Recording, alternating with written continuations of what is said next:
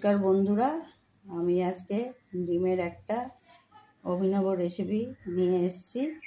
আমার এতে লাগছে ডিম, ফুলকপি আর মটরশুঁটি, এগুলো একটু নুন দিয়ে ভাপিয়ে রেখেছি, একটু ধনে পাতা কুচি, একটু হলুদ গুঁড়ো, লঙ্কার গুঁড়ো, জিরার গুঁড়ো, গরম মশলা গুঁড়ো, নুন, ব্যালেন্সের জন্য চিনি, টমেটো কুচি, লঙ্কা কুচি, সর্ষের তেল, পেঁয়াজ কুচি, রসুন কুচি, আদা কুচি আর গার্নিশিংয়ের জন্য ধনে পাতা রেখেছি। প্রথমে আমি ডিমটাকে ফাটিয়ে বাটিগুলোতে তেল মাখিয়ে রেখেছি, ডিমটা ফাটিয়ে দিলাম। তার উপরে এই 4 টুকরো ফুলকপি দিলাম, তার উপরে কটা মটরশুঁটি দিলাম, তার মধ্যে কটা পেঁয়াজ কুচনো দিলাম, একটু নুন দিলাম আর একটু সর্ষের তেল এর মধ্যে উপর থেকে দিয়ে দিলাম। এবার এইটাকে একটু ঘাটাবো, ঘাটিয়ে তারপর ভাপাবো।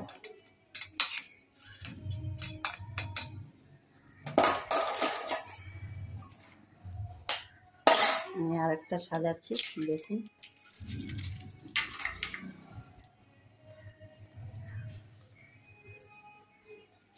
ফুলকপি, মটরশুঁটি, পেঁয়াজ কুচনো, তেল, একটু দেখুন। কড়াতে জল বসিয়ে দিয়েছি একটা স্ট্যান্ড দিয়ে, এরপরে একটা ফুটো থালা বসিয়ে দিয়েছি। এর মধ্যে এবার এই বাটিগুলো সাজিয়ে দিচ্ছি,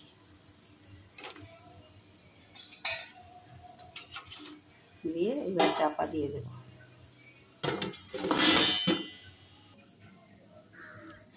দেখুন, এগুলো ভাপানো হয়ে গেছে।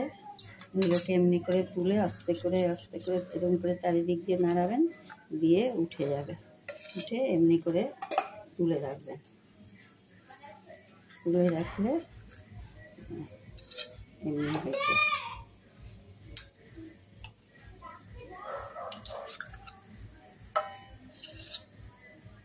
এরকম এগুলোতে তুলেছি,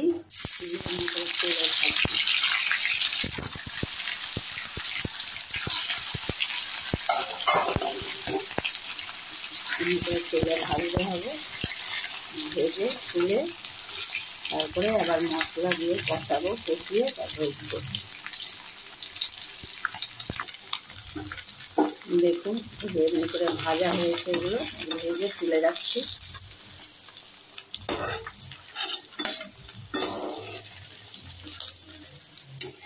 এমনি করে সবগুলো ভাজতে হবে।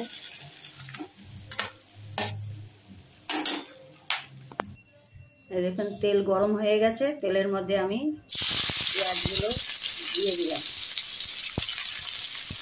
পেঁয়াজগুলো একটু ভাজা হলে আদাটা রসুনটা দেব।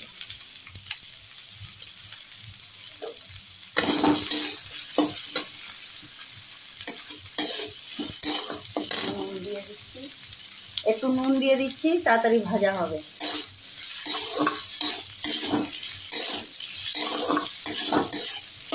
পেঁয়াজটা একটু হয়ে এসছে, এর মধ্যে রসুনটা দিয়ে দিলাম। রসুন গ্রেট করা, আদা গ্রেট করা দিয়ে দিলাম,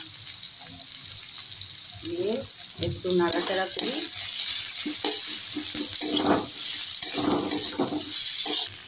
দেখুন এই যে পেঁয়াজ, আদা, রসুন দিয়েছি, একটু কাঁচা গন্ধ গেছে। এরপরে আমি টমেটোটা দিয়ে দিচ্ছি।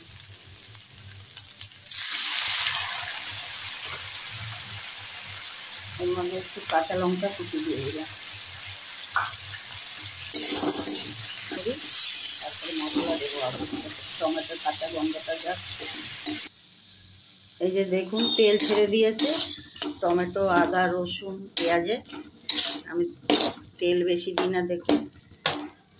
এর মধ্যে হলুদ গুঁড়োটা দিয়ে দিলাম, লঙ্কার গুঁড়োটা দিয়ে দিলাম, জিরের গুঁড়োটা দিয়ে দিলাম, 1 চামচ চিনি দিলাম ব্যালেন্সের জন্য, একটু নুন দিলাম, নুন তো আগে দেওয়াও আছে, অল্প একটু নুন দিলাম।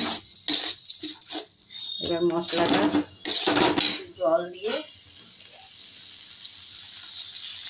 মশলাটাকে কষাবো। মশলাটা একটু কষানো হয়ে গেলে আমাদের ঝোলটা দিয়ে দেব।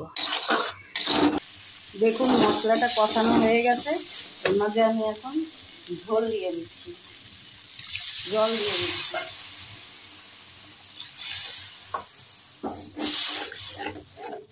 জল দিয়ে দেখুন ডিমগুলোকে ভেজে রেখেছি, এবার এই যে ঝোলটা ফুটে উঠেছে, এই যে ঝোলের মধ্যে দিয়ে দিচ্ছি এক এক করে।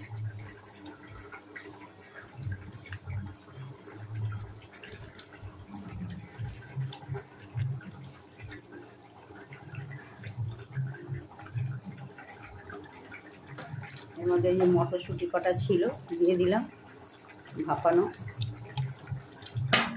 ধনে পাতাটা দিয়ে দিলাম,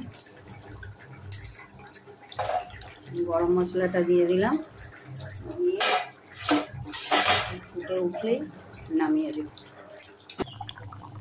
দেখুন ফুটে উঠেছে, এখন আমি এটাকে নামিয়ে দেব।